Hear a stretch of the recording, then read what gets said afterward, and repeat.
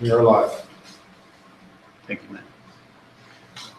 It's August 15, 2016. This is a meeting of the Council Rock School District Policy Committee. I'm the chair, Ed Tate, member of the school board. We have two school board members with us tonight, Jerry Grubb and Mike Thorward. From the administration, we have Dr. Fraser, Matt Fredrickson, and we have from the law firm of Eastburn and Gray, Joanne Summer. The policies that we're going to be discussing tonight are 5, harassment, hazing, non-discrimination in school and classroom practices, bullying and cyberbullying, and the student complaint process. And we're going to begin with a briefing from Joanne, followed by questions from the board. The impetus for the revision to the policies that we're recommending was the reissuance of a guidance from the Office of Civil Rights. The Office of Civil Rights is charged with the responsibility for making certain that there is non-discrimination across all areas in the school district, both from a student standpoint as well as a staff standpoint. And in connection with that, they issue what they call guidance letters. There was a guidance letter first issued in 2004, another one in 2011, and recently it was reissued. And in connection with my review of that, I started to take a look at our policies to see whether any changes needed to be made. And it was my recommendation that the policies all refer to one another and that we implement one process for the reporting of cases of alleged discrimination, hazing, bullying, cyberbullying, and harassment, for the reporting of it, the identity of the people to report, to whom it should be reported, the investigation process, and the manner in which these cases are concluded, and that those things all be referred one to another so that there's one procedure. So my recommendations were initially to policy 103, which is the Title IX policy, the non-discrimination in school and classroom practices. And the idea behind the revisions to that policy were to make clear who the compliance officers are within the Council Rock School District and the procedure to be followed if there is any kind of complaint of discrimination in school or classroom practices. I then took a look at the harassment policy, the hazing policy, and the bullying, cyberbullying policy, and changed the procedures under those policies for reporting, investigation, and the conclusions and possible discipline to refer back to the policy under 103. So the 103 is going to be the operative policy for the conducting of all matters that could potentially lead to student discipline. And the under these particular policies, there is also a policy it was 219 that was a student complaint policy. And in taking a look at that, it was obvious to me that it was a policy that was intended to be a referral of a disciplinary matter, but was rather intended to be a referral of student complaints like scheduling, class trips and things of that nature, as opposed to, student-on-student issues that could result in discipline. So I made some changes and made some recommendations for changes to those policies to make that clear. And one of the things that you will see in the policy 103 is that there is a much more transparent and open way of letting the public know and letting students know how they should make a complaint, who the complaint goes to, copies to be posted in the buildings, on the websites, on building websites, so that there isn't any question that we are, I don't think there is any question, but that we are very invested in preventing harassment discrimination, bullying, and hazing in our school district. And these are the steps we're going to take to resolve any problems. That's my summary. Thank you. Shall we walk through them one by one? The first in the order that we received them was hazing, but is there a better order you want to? Well, 103 is the non-discrimination policy. So start there. And we're going to take out the mention of policy 218.8 and the 218 policies, and we're going to make them a little bit more in line with other district policies and separate them. We're making clear that the policy is going to be sent out annually, not only to parents, but also to volunteers, staff members, students, and that the policy will be listed on the school messenger program that goes out to all parents in the school district who have email addresses on file. You mentioned listserv. Are we getting rid of listserv? Yes, We're in the policy, yes, we're gonna make that change. Okay, that's that's So- one of the changes that was made today. As you know, we had a test run today for, we had a test run today for School Messenger, and it was successful. So, given that we know that School Messenger goes to all parents, right. whereas all parents may or may not sign up for the listserv. I just want to make it clear. We're gonna change listserv in here to School Messenger. Okay. We're recommending that there be a two-tier investigation process. The human resource director is much more qualified and in touch with, investigating complaints that relate to staff members. But to the same extent, on a day-to-day basis, often principals and building administrators deal with issues that arise either between staff members or complaints against staff members that may not rise to the level of some policy violation or a reportable offense under the Child Protective Services Act or something like that. And so we are recommending that the Human Resources Director be permitted to appoint someone else to conduct the initial phases of the investigation. It could be another district employee or someone else. Likewise, for student-to-student complaints, we're recommending that the Director of K-12 Education is the ultimate Title IX compliance officer and also be permitted to designate the building administrators to conduct the initial investigations of these matters with the K-12 oversight. The OCR guidance also requires us to have an oversight officer, and I'm recommending that Dr. Frazier be the oversight officer so that he would check in with both the Human Resource Director as well as the Director of K-12 to make certain that the policies being followed or check and see what's going on. In the model you're thinking of, is there a separate repository which you gather these and sequential number them? So that we have a compilation somewhere of each one so we know that it's been asked, answered, resolved? Well, As compared to where are the central, I'm looking for central reporting of it rather than disseminated reporting. well, at this point, no, we do not have one.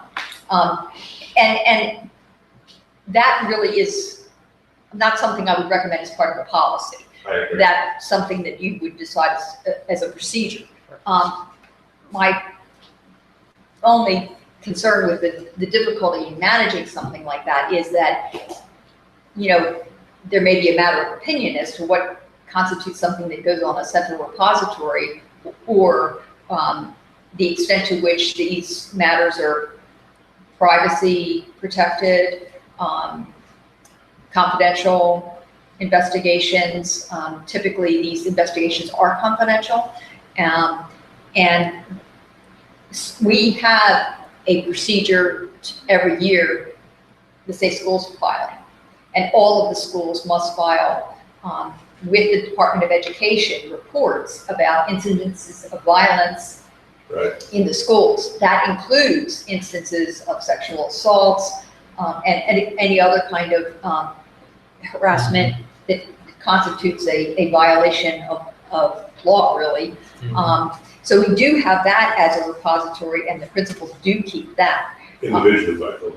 by building, yes. I just asked the question, I certainly appreciate, I don't want a full case file centrally, but somewhere as a demonstration of control to know just the record number and even if it's just of whom, like, something, because at some point I'm looking to understand, or we should look to understand, are we being compliant? It's great to have policy, but I have no way to track it for compliance. And if I'm relying on each building to do it individually, I'm not gonna catch that. I could have one incident, I have multiplicity of schools. If one school stops doing it the right way, I'm not gonna know. I won't have any clue.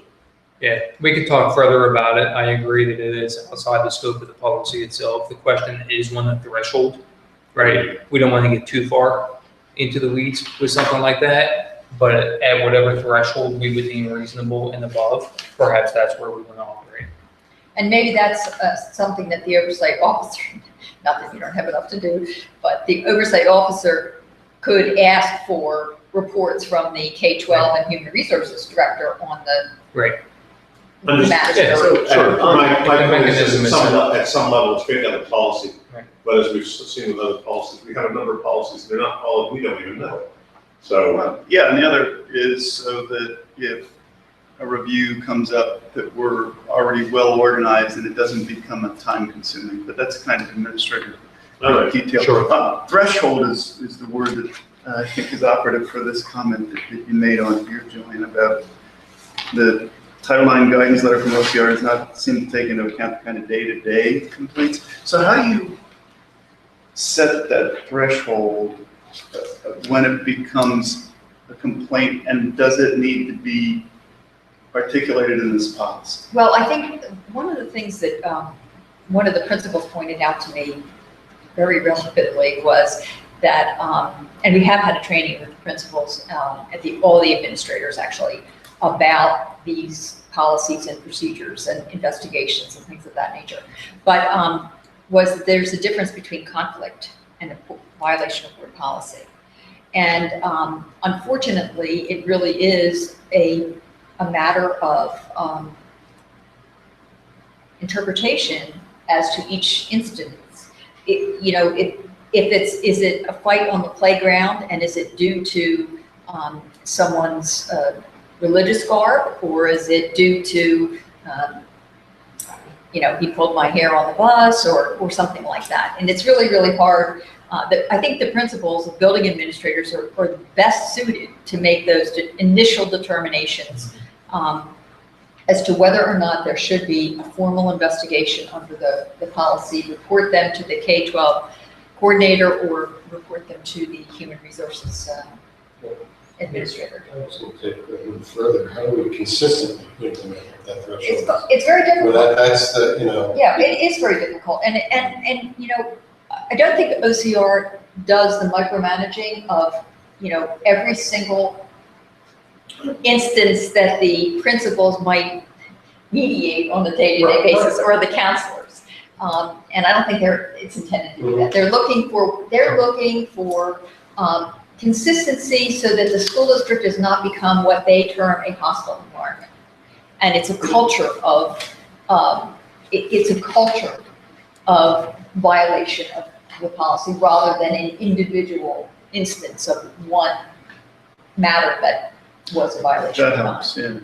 But therein lies the reason I asked for a central repository, which is I don't disagree with you. that a building can become, might be viewed later retrospectively as being hostile, because the issues would come up and they just never got addressed.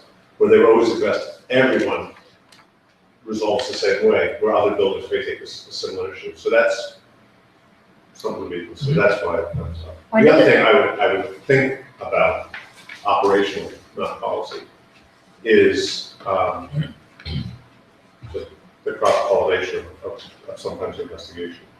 That the investigation of a building by the people in the building, of this in the building by the people in the building, is going to have a certain amount of familiarity, which may, to an objective eye, may come in a different shape. Sure. So cross-pollination between buildings may. Sure. It's not in the policy. At times. Yep. Yeah. Yep. That can be an advantage to that. We're also putting a timeline on the conducting an investigation, and you know, it is a 60-day timeline. Sometimes it's not always possible to get an investigation done in a week or 5 days or however short a period of time there is. And often law enforcement are involved in the most serious of cases. And so sometimes the investigation is hampered by the fact that you can't talk to the victim or you can't talk to the accused because they're represented by counsel or because the police are investigating the matter, so that you really can't get into the facts of the instance until charges have actually been brought. So we're recommending that once charges are brought, then we would begin the investigation even into the facts. Now, whether we can reach it, you know, our standard of proof is a preponderance of the evidence. It is not a beyond the reasonable doubt standard, so that we can make a different determination than law enforcement can make. And that is the standard that under Title IX is a preponderance of the evidence. We're also recommending that at the conclusion of the investigation, there be a report, and that the both the accused and the complainant be informed of the results. I'm not suggesting that the report be shared with them, but merely advising them of the results, whether it is founded or unfounded, and also possibly, depending on the case, the penalty that may be imposed, or whether or not the accused student is being precluded from attending school. OCR has come down on this in saying that, well, while FERPA protects school records, where a complainant may have to make a decision as to whether the complainant wants to attend school in a particular building, then the complainant should have the opportunity to know whether or not a particular student is going to continue to attend. So they have said that an exception to the FERPA requirements of confidentiality would be made in that circumstance. And the district, if there is a violation of law, then, or a violation of district policy, then it would follow the same disciplinary procedure that you typically employ now. And there would be a discipline imposed, whether it's a informal up to 10-day suspension or more than 10 days suspension to expulsion. One of the other things that we are working with the administration, the building administrators, is to make it certain that whatever complaint there is, that the individual who is making the complaint is protected in the school from retaliation, from any harassment, retaliatory, bullying, that kind of thing, and making certain that to the extent possible, schedules are changed, classes might even be changed, and security perhaps involved, that kind of thing. So that's one of the charges I'm sure that the administrators will have. That's the basic changes to that. Yeah, there's a lot more notification here. A lot. Yes, that's great. I think all these things were being done, but more informally. Well, That's been my experience, because I do get involved in these things, and that's been my experience with this district, that these things are all being done, but they weren't being done pursuant to anything other than good administrative practices, really. Great. Any further questions? Is the title right on this one then? It is. Non-discrimination. Well, it isn't spelled Practices. correctly. It's not, yes, that's the right title, but non-discrimination wasn't spelled right. The only reason I ask you is because it's classroom practices, because it's not just in school, the word practices. Well, it isn't just, It seems like it's limiting the practices, when it's actually not just, I don't know, it's. not sure well, what it's practice school is. practices and classroom practices. So it's school and classroom practices. So classroom practices might refer to teaching practices because again, this policy applies both to staff members as well as to students. So, Right, it's the student part that makes it. right. why But we it has could to- change that to student and classroom practices. Doesn't matter. If that makes it more clear, that's fine with me. I don't have any objection to that. It makes it sound like it doesn't apply. When you read it from afar, it sounds like it has to do with pointing at the administration. These are rules you have to follow, but there's a component here which is not, it's student. Would you like to see school changed to student, Jerry? Would that satisfy? And change the spelling of discrimination. Yes, that too, as long as we're changing the title. That's what I like. I have an interesting question though, and so help me to understand. The fourth paragraph talks about discrimination, harassment, which would include excluding someone potentially because of one of those conditions, that you would exclude someone from something because of their age, gender, race, religion, creed, ancestry, national origin, ethnicity, disability. So it's a muddy field. We have some groups in our school that have a religious basis. They are a coalition of people of a specific religion or religious preferences or practices. It's an organized group. It's, they assembled. We're a semi-public forum or a limited public forum or whatever the term of art is. Are those practices in and of themselves discriminatory?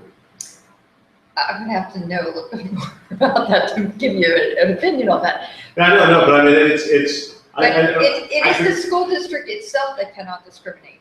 And if its students engage in discriminatory behavior, then you have a balancing act between the right, say, to assemble or the right to a particular religious practice versus the right from the freedom from discrimination.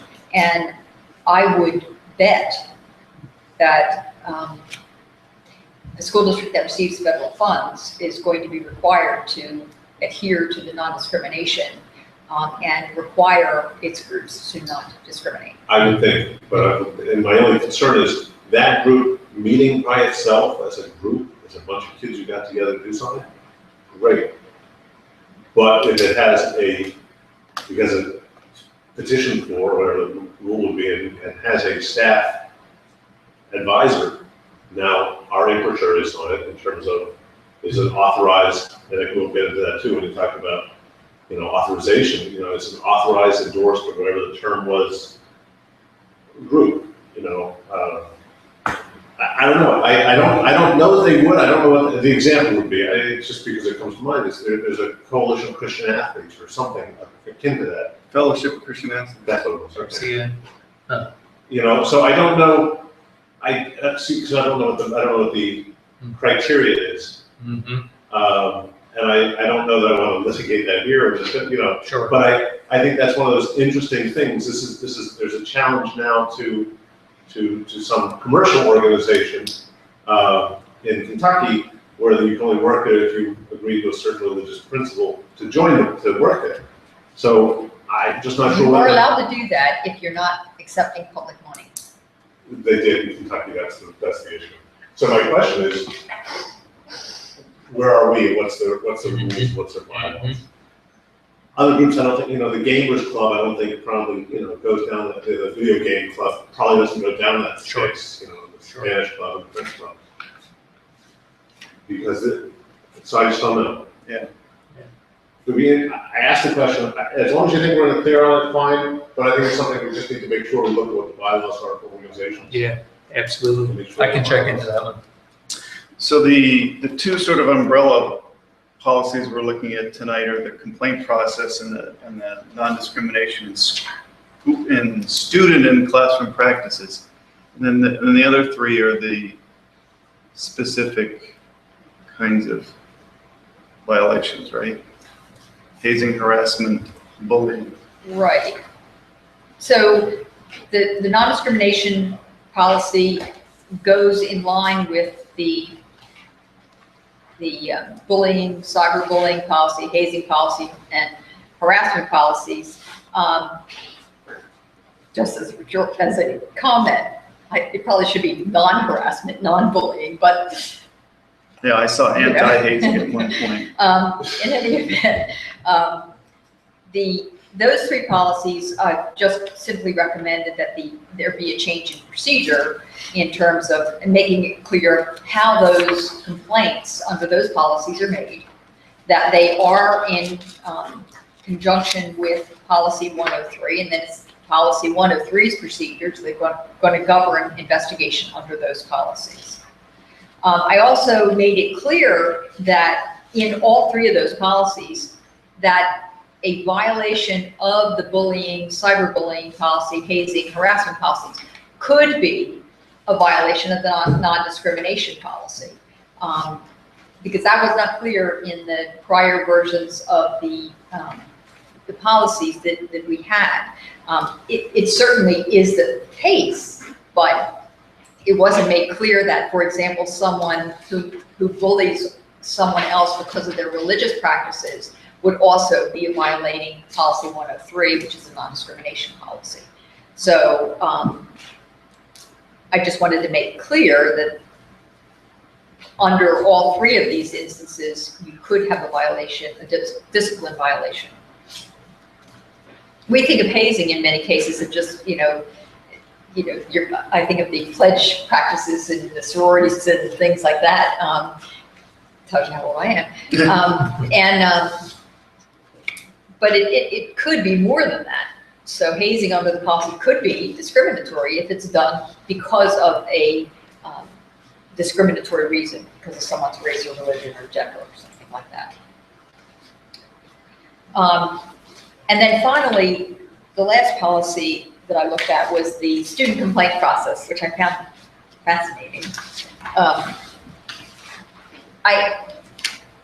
The change generally is to make clear that this policy was simply intended to raise complaints that students have about their day-to-day school environment and issues that arise in connection with their education, but it was not intended to raise those complaints that deal with issues of bullying, hazing, harassment, discrimination,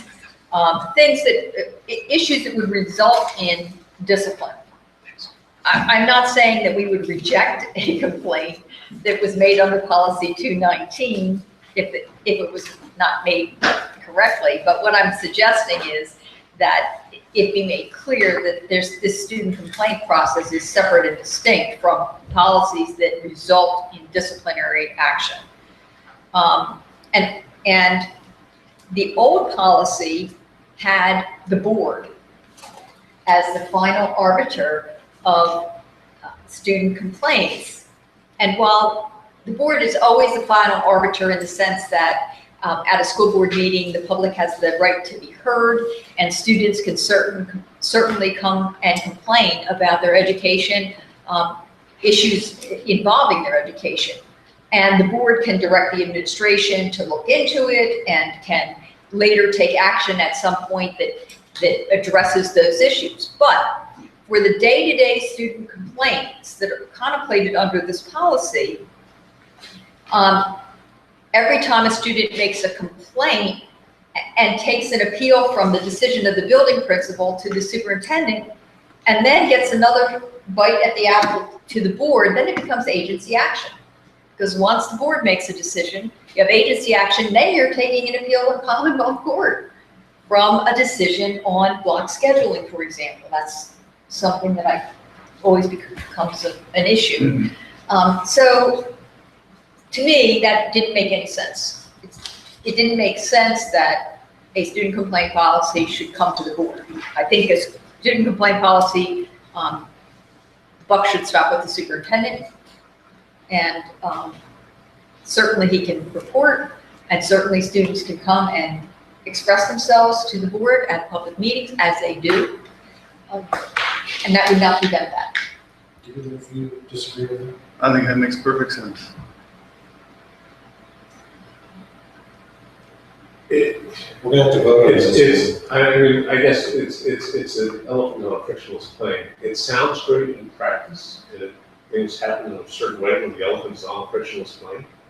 But when you really put friction to the elephant, it moves differently. My point being, there's no formal complaint process, but when it comes before the board, the public comment, that someone stands up and says, this is egregious, that you would do X, Y, and Z. At that point, it doesn't, I'm asking a question, it doesn't preclude the board from directing, although there's a condition that says Sure. if you do it, then it becomes appealable. So, to answer your question, so it was a long preface to your answer, which was, I'm glad to let the elephant move on the frictionless plane as it does, but when there's friction applied and someone stands in front and complains about it, the board is going to take either action or no action. I don't think this precludes. No, I don't think so. I just make sure that it doesn't, but that as a board, we recognize that, and as a superintendent, you recognize that. You It's always know, the there are case. lots of things you'd rather us not be involved in that you get calls about. It's always the case. Yeah, so let it play out. It doesn't preclude working outside of it. You know, Right, it doesn't, it I just wanna absolutely give does it- not. Talk it through, maybe. for the- Yeah, no, that makes sense. Does that, you said? I want to make sure when this come up to a full board that we're not going to discuss this for 4 hours and not have 5 votes. Yeah. That's because we've taken the board out of this. Right, So, yeah. It's a good point. I'm okay with being out of this until, you know, it's a situation like Jerry. Yeah. Right, it doesn't have a defined path to the board, but the board can do. There's still a pass, yeah. Right, yeah. And, But it's not a defined path, Yeah. which should buy some respite for Yes, making this. yes. no, I'm glad you brought it up. To be clear, Joanne, these changes make it clear that the student complaint process applies to non-discipline related matters. The student complaint process for disciplinary related matters It's very codified. is codified in which policy? 103, That's what I thought. with specific references to 103 in all three of the Yes. others. And We have a complaint policy now, because it does talk about the escalations with it, so it's not a student complaint policy. But we have a complaint policy now. that's right. So my point is, I guess what I don't understand is, that student could make the complaint without saying anything about being a student, which policy do they fall under? You can't, I have handicap parking place for my son, you can't not you can't, but I'm not obligated to park in a handicap spot. I can choose to, or I can choose not to.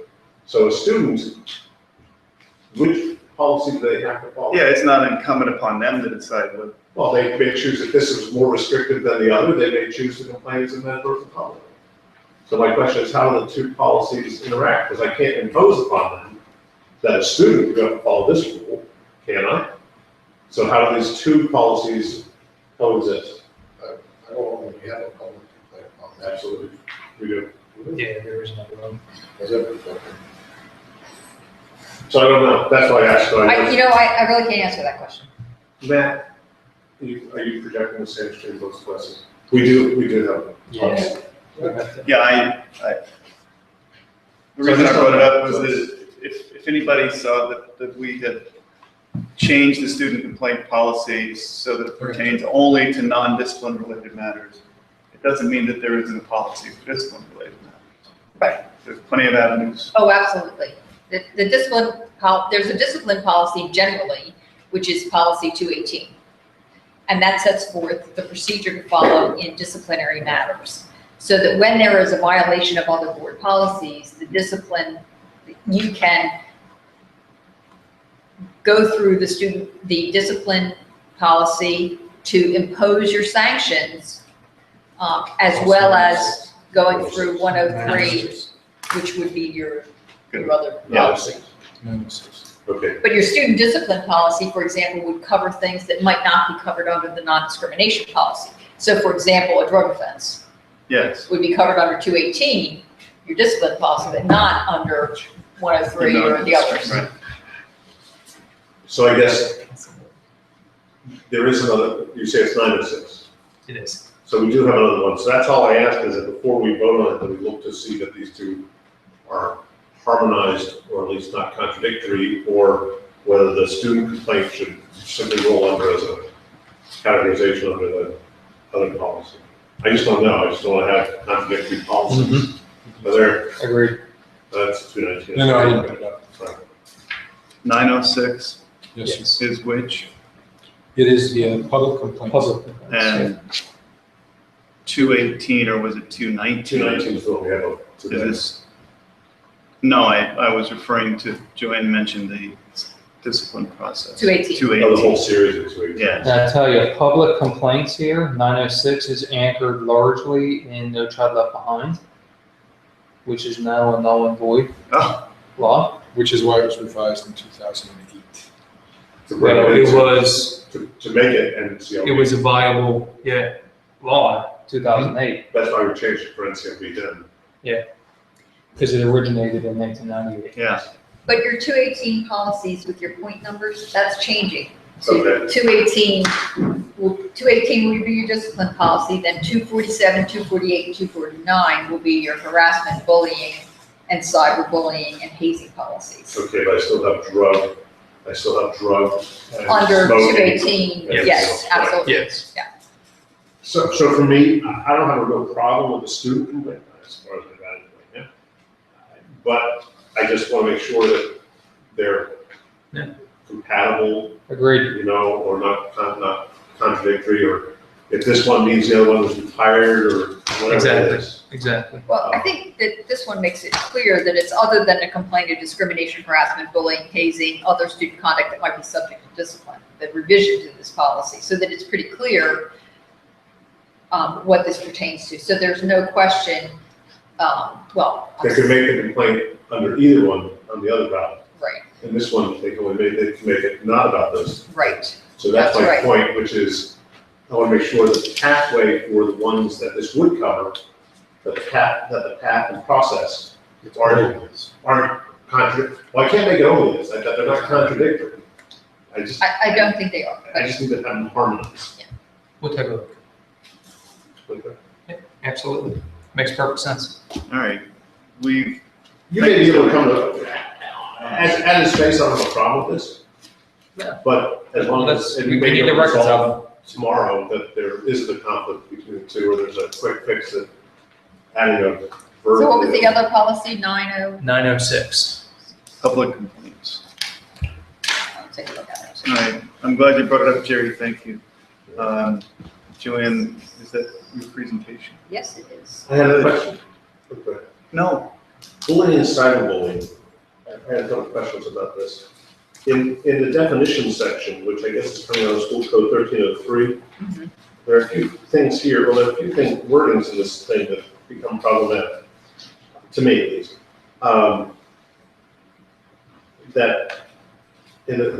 That which occurs in or related to a school setting or activity.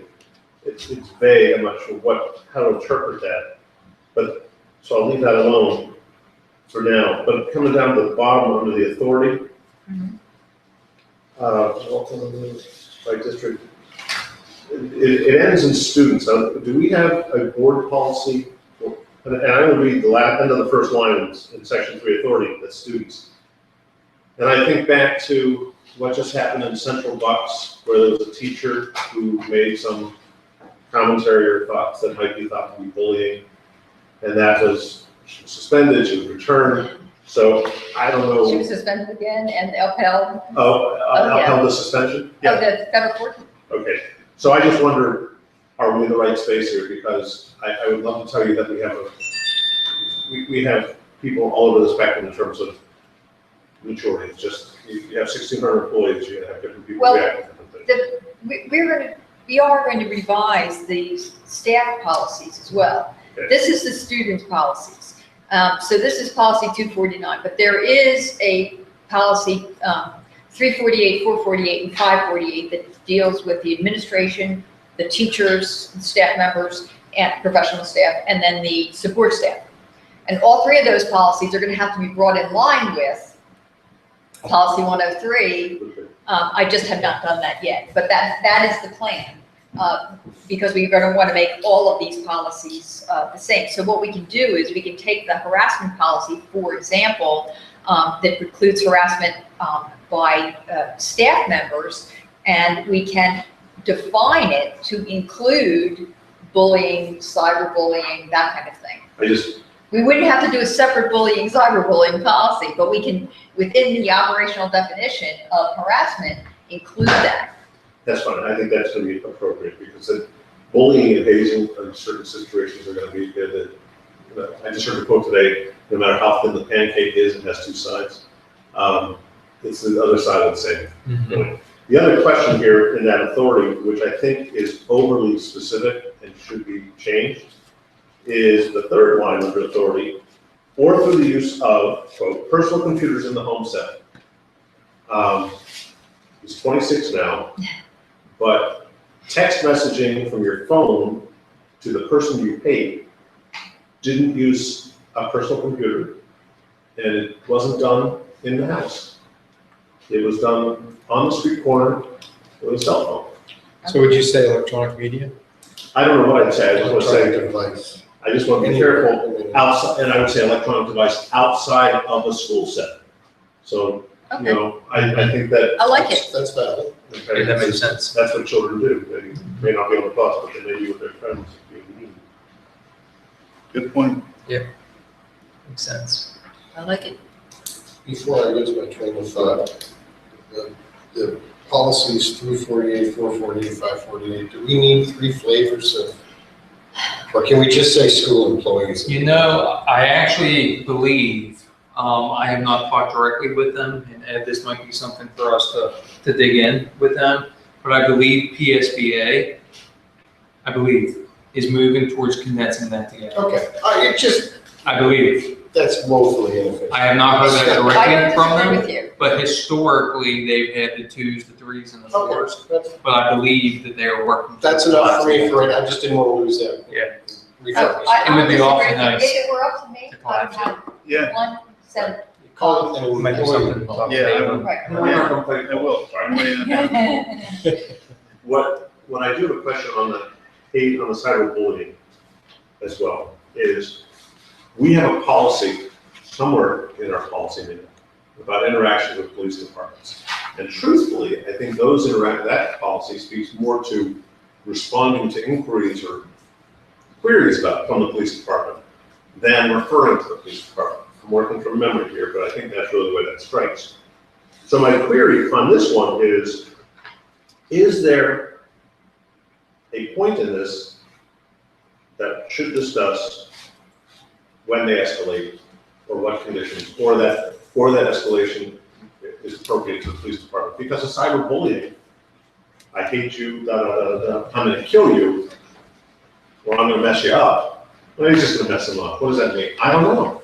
So when do we escalate, when does a cyberbully become a threat, which then falls into, I think we have a policy on cyber threats. Was that covered under 103? What's 103? 103 is this one? Yeah, I didn't general- find, I was looking here for I know there's referral to the police department. I know there's a reference somewhere. yeah, it's in 103. Yeah. It refers to the school officer. Can't refer to the school, well, you gotta refer to the school resource officer? Yep, school resource officer.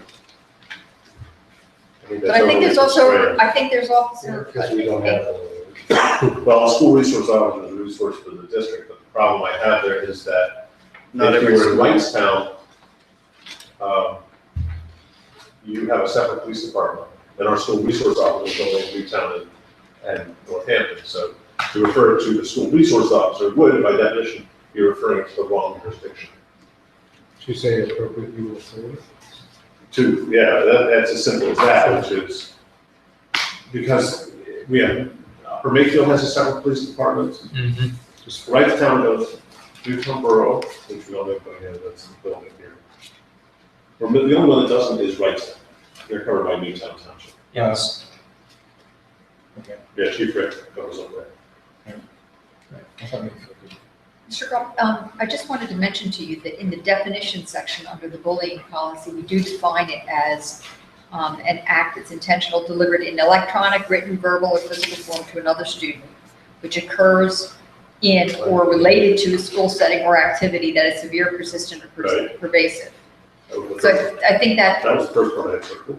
okay, so I think that does cover the electronic device, although I have no, But then we go on down here to say personal computer in the home setting. well, that's, okay. I'm absolutely with you. If I'm at home, if I'm not at home, so if I'm not at home, it's not covered whether or not bullying occurs during school or on school transportation or through the use of. Yeah, that should be changed, you're right. Sure, you're on your mobile Electronic device. devices outside. Yeah, the school Yeah, setting, I agree. Mike, you have any other questions? Just on this one? Or we do all, finish this one? I think we're, I think we're talking about all of them at this point, just All of any them follow-up. Yep. Yeah. Robert? Dr. Fraser? Have we tied up this one from a Huh? authority standpoint? Have we tied up this one, 103? 3 for that one. Okay, For- You good? That was 21810 and 103.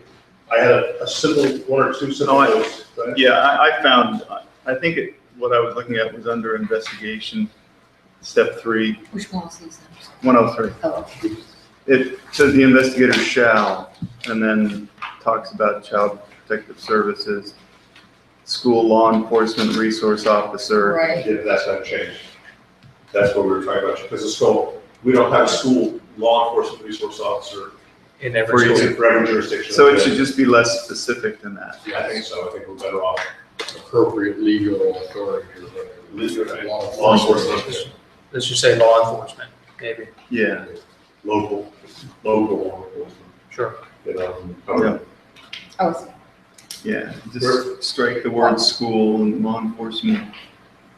Well, it says if applicable, and I put that in that way. Where are we? It's Which one? under investigator shall, Which one? step 3, under 103. 103. Review the complaint to determine if the incident is reportable one under child protective service, or if the incident should be reported to local law enforcement authorities. The investigator should consult with school law enforcement resource officer Oh, if yeah. applicable. Yeah, local law enforcement, okay. Or the district solicitor. All right, If you want. you're right. When determining, Whether to make a Whether to- report to law enforcement. But but that's funny, because you see, you have the investigator conferring with the law enforcement officer.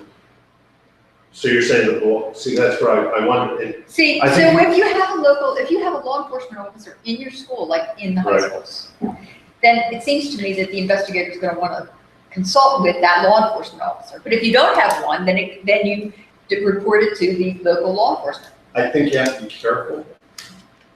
Because you're getting into an area, you're getting into the area of what practices is that law enforcement officer in the school operating under. So there are certain constraints that officers operating under too, where if he's informed of something, he may be obligated to follow it up because of his duty. He is first and foremost hired by the township or community that supplies him, then by the school district. Okay. So we get that same, we get that same Okay. problem.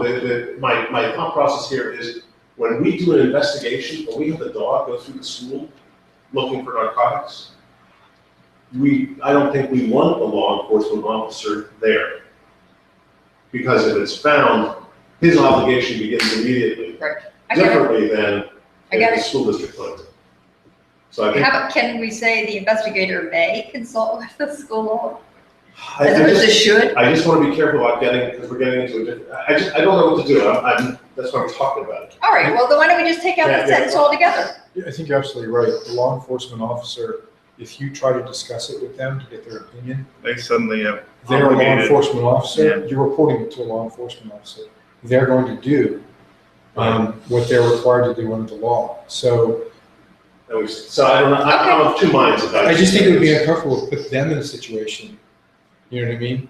And I think, and truthfully, I think it happens all the time. But if it came to be disputed, that would be. I think what the building principals do is they call Bill Rick, who was a retired police officer. Right. But there are auspices. Correct. So he's the one that they talk to first, and then he generally says, you know what, talk to the resource officer. And- I mean, And Bill Rick is, Our staff. he's This head is of, head of I don't know what his security. are. He's our director of security. Well, okay. I'm not sure how to handle it. I think Joanne just I'm okay agreed with- to strike that. I'm okay to take it So off. we're gonna refer it always to the police or always to the solicitor? That's No, what I we don't And care I about do- that. I really don't care about that either. we kind of bridged out there. Yeah. And said, if you have a resource officer, check with him, or check with the solicitor. And I'm not sure what that bridge has two different destinations. So where do we go with the destination? Well, I guess it depends on the case. It does. And that's why I put the solicitor in. Because, you know, there could be a slippery slope somewhere. But if you put the investigator should consult with the appropriate district, whatever, Resource. district resources, Well, what Or if the we take the district should solicitor. out and put may in? And that makes it permissive okay. as opposed to Yeah, directive, may. Okay. That's great, and that's why. legal speak. I like That's that. why you're here. Rick used to be real shallow. There's a big difference between should and may, though, yeah. Yeah, there is. All right, I just wanted to be careful that we don't bind somebody into doing something, because we may get a false escalation there where it No, that's a really would good one. not for him that way. The law has changed. Mandatory recording is a lot. I had some questions on hazing, if we're good. I don't want to do another one, we're already doing it. My questions on hazing are hurriedly scribbled and probably illegible. So I'm looking at, Now, your policy was revised in 2015. The only changes I made were the red ones. So here's my question, at the top of page 205. Without quoting what it is, we're talking about the purposes of this policy, student activity organizations defined as an organization, team, club, society, or group operating under the sanction of or recognition as an organization by the district. I don't believe they had an issue, but it's the nature of their composition which I'm pointing to, which was, at one time, the hockey club was an unsanctioned, unrelated proposition, not part of the schools. I don't believe, know, care, or have any knowledge that this would ever apply in the instance. But taking that structure, that they were a private club that drew upon our students. So I guess my problem became, they would be outside of this rule. So I was trying to think about, I also was trying to broaden the umbrella a little bit to say that if any of these incidents happened on school property, it became an issue. I can't imagine, I don't know, I'm just trying to be careful of it, which is because there are organizations that are done, you can have a private group of kids who get together. You know, we built the He-Man Woman Haters Club. You had to use that as an example. You know, that was trying to do that. You know that one, right? All the ways it could have gone, huh? What? Always. I'm thinking of It was the the opposite in our of gang. It was Pittsburgh. the Little Rascals. That's what it was. And the Sergeant at Arms was alfalfa. But if they had a hazing thing, or more characteristically, you'll have elementary school kids where you get 6 little boys who get together to create a club, and somebody wants to be in their club, and they make them, you know, eat the worm. Well, they're not an organized group, but they're using the school grounds. Do we discipline them or do we not? Are they falling within that? I don't know. I asked. I just don't know. I would think that, you know, they were, Sure. where were you? Well, are they within this framework? Because they're not organized. They're just a bunch of 6 little boys. I don't know. My personal opinion Some of them. is, if you have 6 kids in elementary school and they force another kid to be a worm, they're gonna be handled, not under this policy, they're just gonna be handled because, you know, It's just not in a hazing general. issue, it's a bullying issue. Yeah, it might not fall under hazing, Okay, but it certainly is an inappropriate behavior and something that we good to would go not on that. tolerate, right? I understand, but okay, And the fine. statutory definition of hazing was taken, the definition of hazing is taken from the statute. That's why I did it That's that fine. way. I just, And it's I asked recent the question. statute. It- it's We should recent. point that out. Right, I asked it. very recent. Under the guidelines under section 5, when we talk about distribution and posting of the policy, are we obligated to do all of these things? And if we're obligated to do all of them, what's the method for documenting it? Well, the method of documenting is it that you have a copy of it. It's on Well, the district website. Here's what happens, without going into great detail, having many years of disciplinary hearings here. We've had challenges over the years of students who've said, I wasn't informed of this. And the answer was, well, we did it at assembly. I wasn't there that day. Mhm.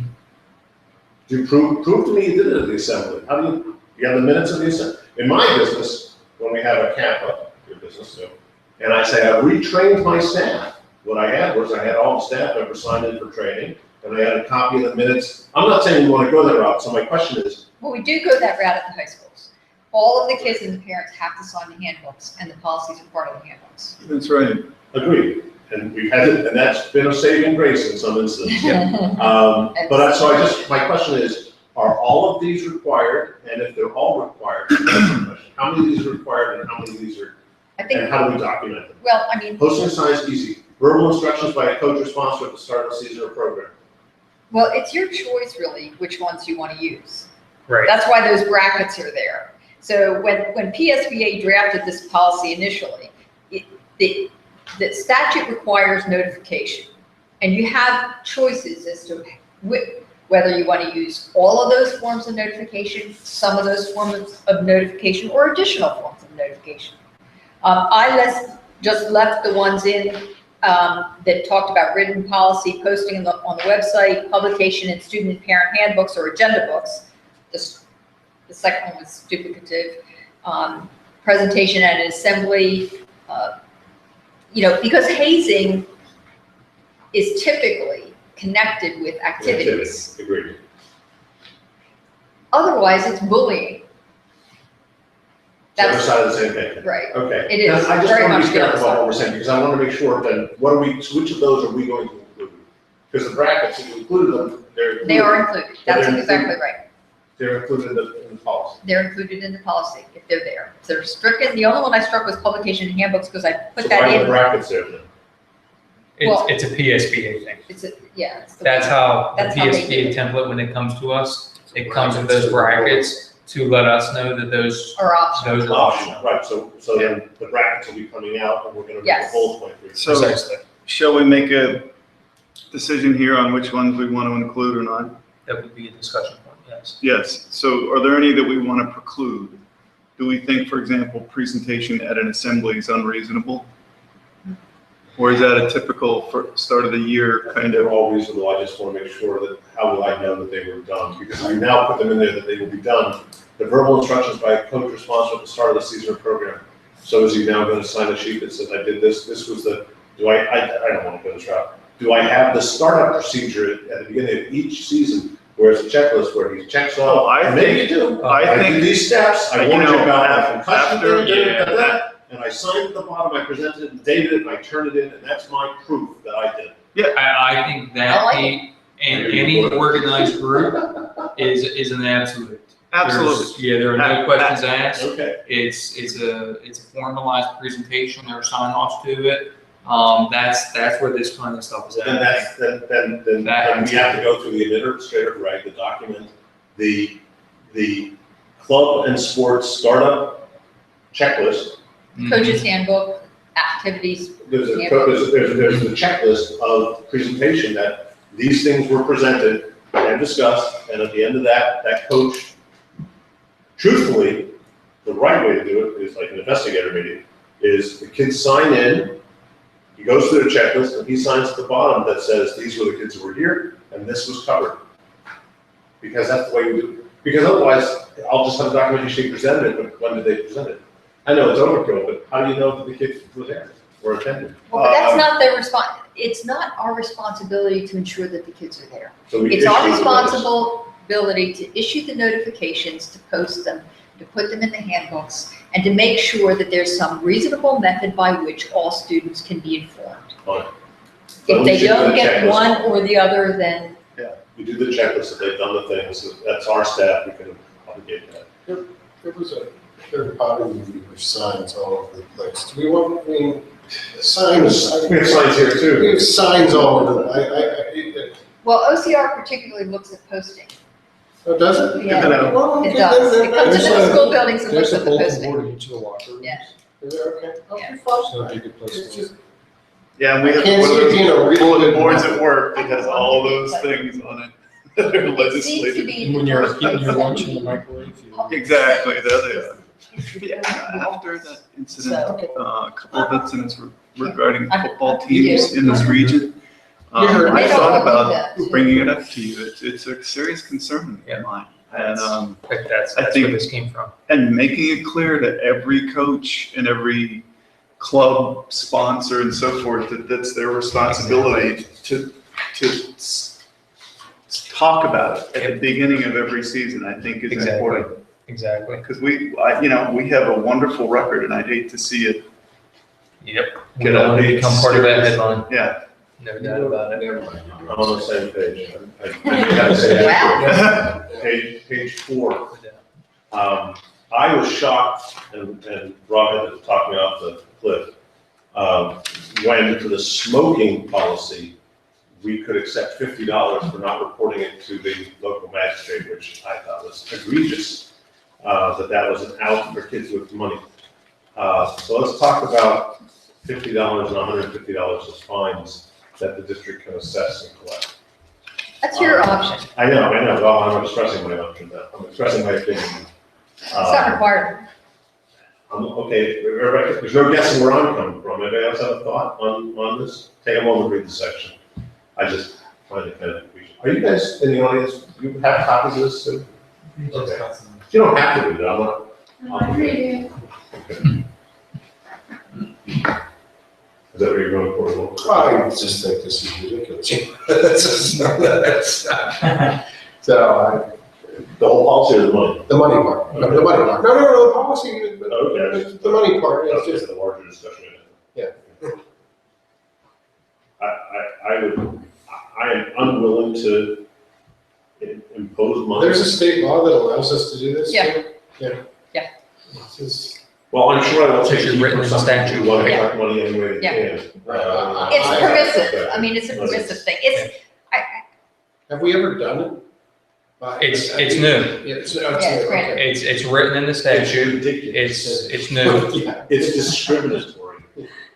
Is it only in the hazing policy, And smoking policy. in the Those smoking are- policy? Smoking policy, I sort of understand because it is in lieu of going in front of a magistrate who can impose the same sentence. But this is stupid. I'm good with, I'm with it. All right, Are we So would you required do to that, have strike it? it? No, No, it's We're not. completely optional for every school My district. inclination is to strike it, but I'm only one guy. Dr. Fraser, I'm not interested in going after money on this. I mean, I would be in agreement. all right, So we're striking where- it. But where does it start? well, it starts in addition to other authorized disciplines. So the first sentence is building principals shall take disciplinary action for violations of policy as appropriate within their So authority. you're going against this section 5354. Yeah, and then Okay. just take out the in addition to addition other to other- authorized discipline, Yeah. then take that out. Wonderful. Okay. And so and that goes out, There's another reference to 5354 for the diplomas. right, take that out. I'm assuming you want to give them their diplomas.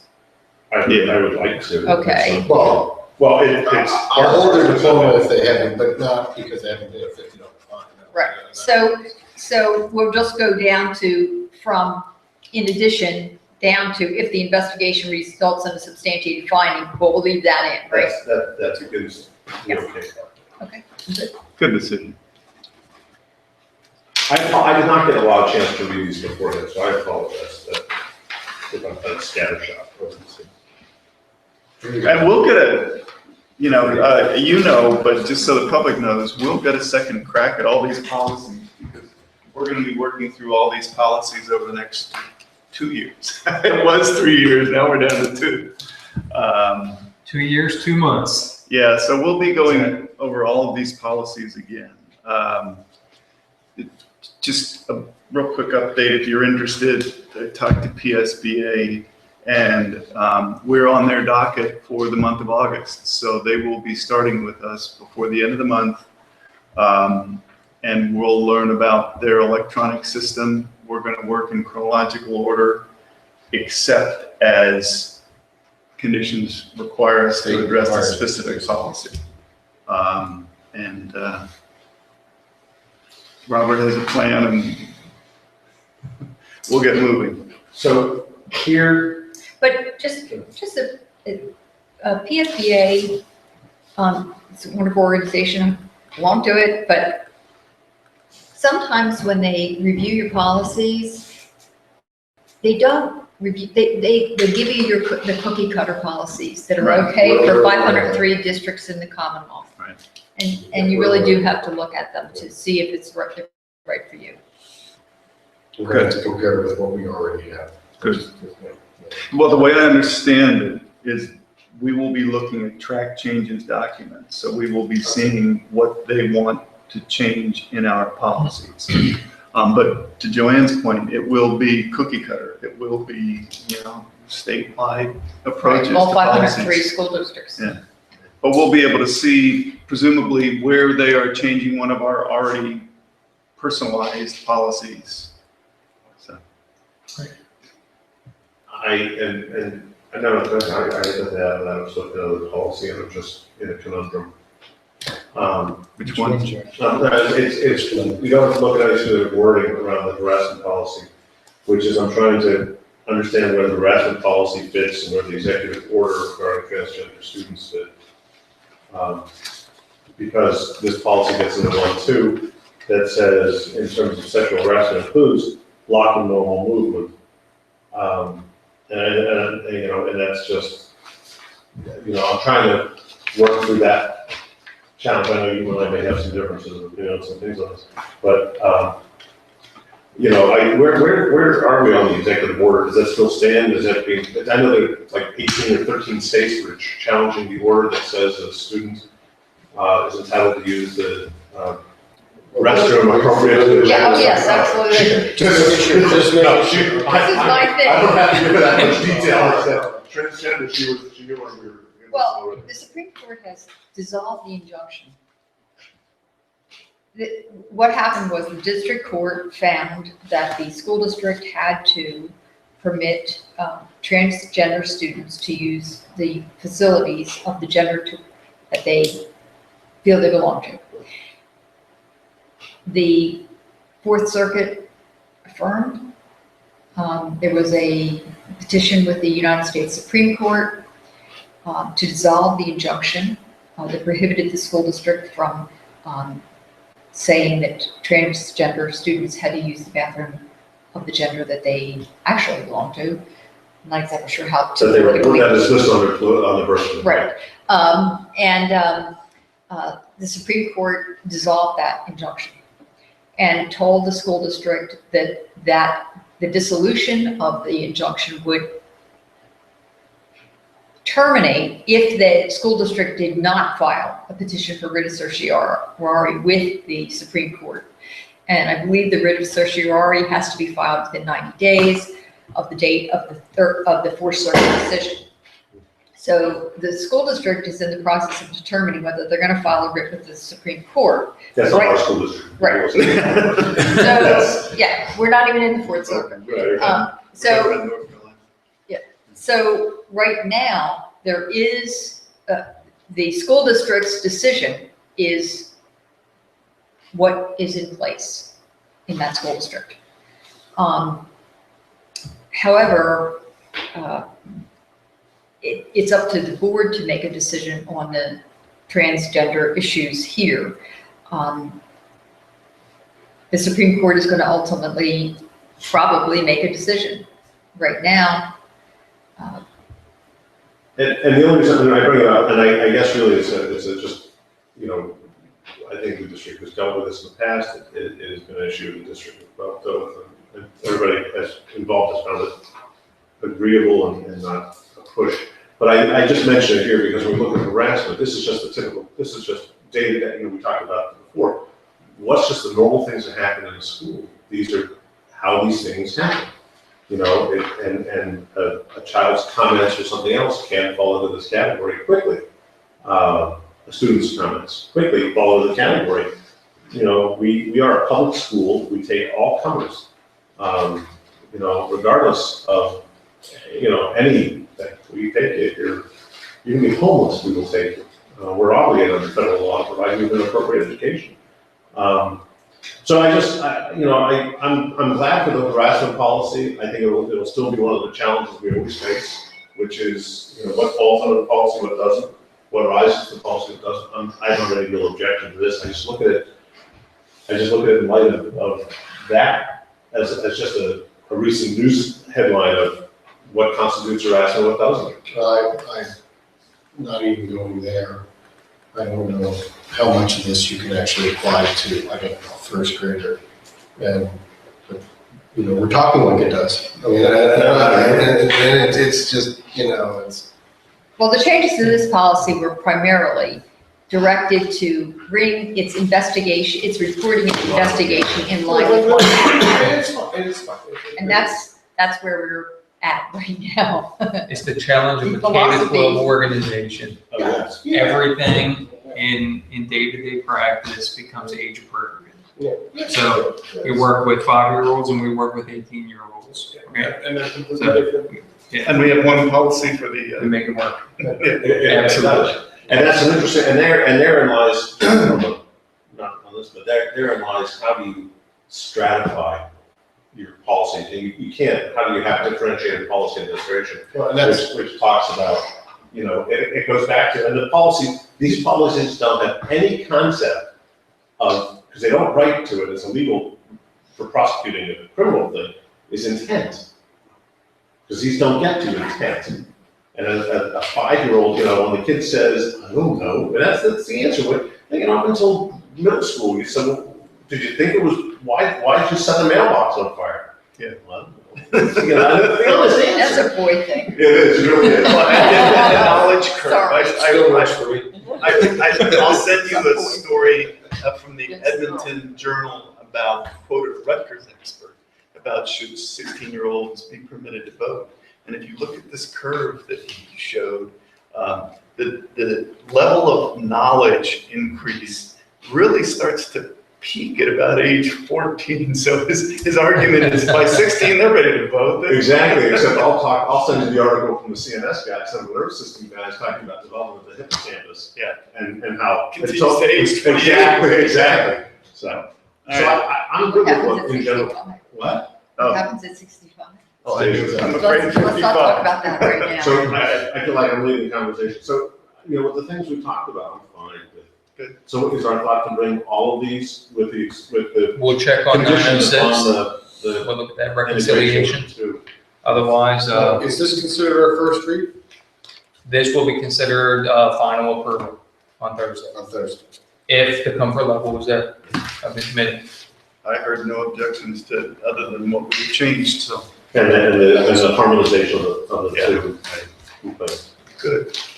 Well, let's open the floor to public comment. That's, Well, I heard that you go ahead and train the principals.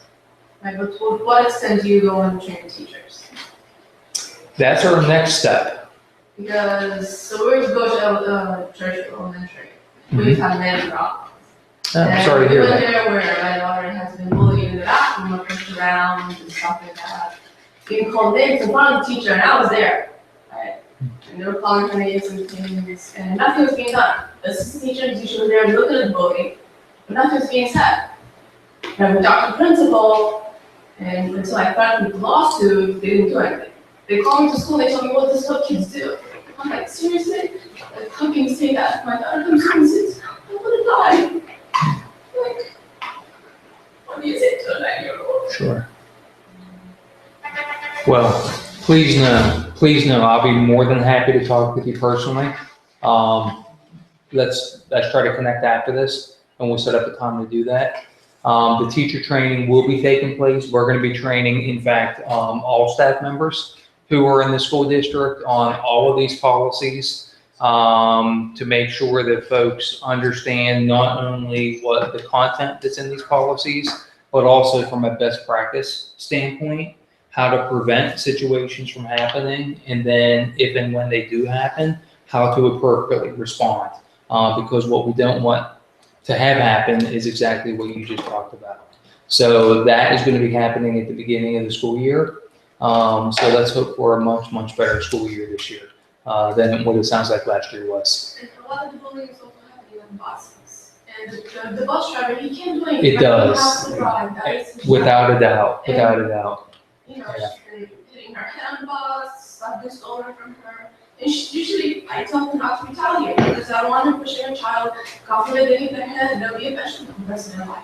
I don't want that. Sure. But then again, she's taking on the beating. So, you know, if she does something bad, I want people to let me know, I want the teacher to let me know, so I can go home to her and talk to her and explain to her how other children feel. And this is doing to other kids. But a lot of these stuff, you know, start from home. You know, I don't think that only teachers need to be educated, but parents need to be educated on how to kids behave. Yeah. I can't go and talk to a parent because I don't know that parent. I don't know Sure. their state of mind, I don't know how. It's a you know, tough what spot to they be do. in. I have to talk to the teacher because that's, you know. Sure. when Absolutely. the teachers are unapproachable and they come into school and the counselor's sitting there, and they're telling me that, oh, this is what kids do, you know, it's normal. I don't know what to think, right? Because Right. when you sign a document, the parents work well, you go to the district office, register your child, go in and out because you can do work, so you sign that in 5 minutes. But you have time to read it properly now. Right. So a lot of Right. times, you know, parents are just, I mean, they don't have the time to. It's a tough spot to be in. No doubt about it. And we want that process to work for you. So again, let's set up a time. If you have a chance to stick around for a couple minutes afterwards, let's make a personal connection. We just want to make it clear, we've been to the school for 2 years now, and bullying is extremely prevalent in at least our schools. It's not a little issue, it's constant day-to-day harassment, bullying, intolerance, everything like that. So we complain to the teachers, the kids complain to teachers, nothing happens. It's only like I said, when you talk to the elevated to step up when something actually occurs. And then it's just basically a formal process to show that they did something so that they're not held liable. It was basically essentially this group of people bullying us, the parents, to succumbing to what their decision was. I don't want to form a complaint, I mean, it's a 9-year-old. Sure. I don't want to involve a group or board members or anything, you know, I just Yep. want them to, somebody sit and talk to them, because children all they need just need someone to talk to them and explain things to them, you know. That's Absolutely. how they develop and they understand certain things, maybe sit them in a group and they just discuss the two of them and figure out the issues. Without You've a done doubt. the right thing. Let me put it this way. You don't know my situation. Joanne and I were joking, this is Joanne you work here with. 3 of us are board members. Joanne in the middle is actually one of the attorneys for the district. That's why she provides advice. Joanne and I were reflecting upon as we came in the door that we met about 17 years ago adversarially because I was advocating for my son and Joanne was on the position of defending the school district at the time, or representing the school district. So first thing I want to tell you is you've done the right thing because you are to advocate for your child. So that's 100%. There's no excuse. You don't have to apologize to anybody for advocating for your children, number one.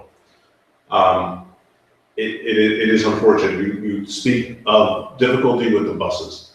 Unfortunately, the assignment of the bus driver is to make the big machine move forward safely. And it is unfortunate that this happens behind him.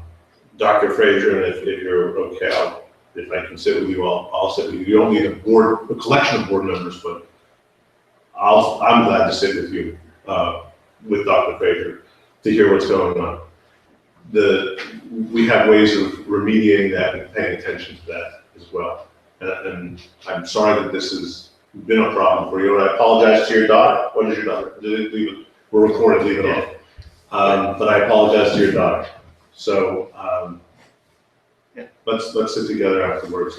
The problem is they're all, like, if a child starts going out people stupid, she'll go call people stupid.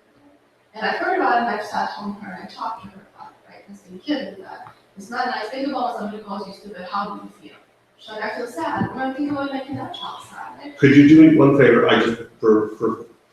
just for a matter of confidentiality? We will talk with you. This is a recorded meeting, so for right now, I only say this because it's a recorded public meeting. We can actually, I won't open up for any other public comments at this point. I apologize, it's your meeting, but I just want to be sensitive to confidentiality of people. So we had public comment. Is there any other public comment? The only comment I would make relatedly is that the definition of bullying wasn't exactly matching what we were described. Bullying against parents, affiliation, we can do that. Good. Well, I'm glad you came.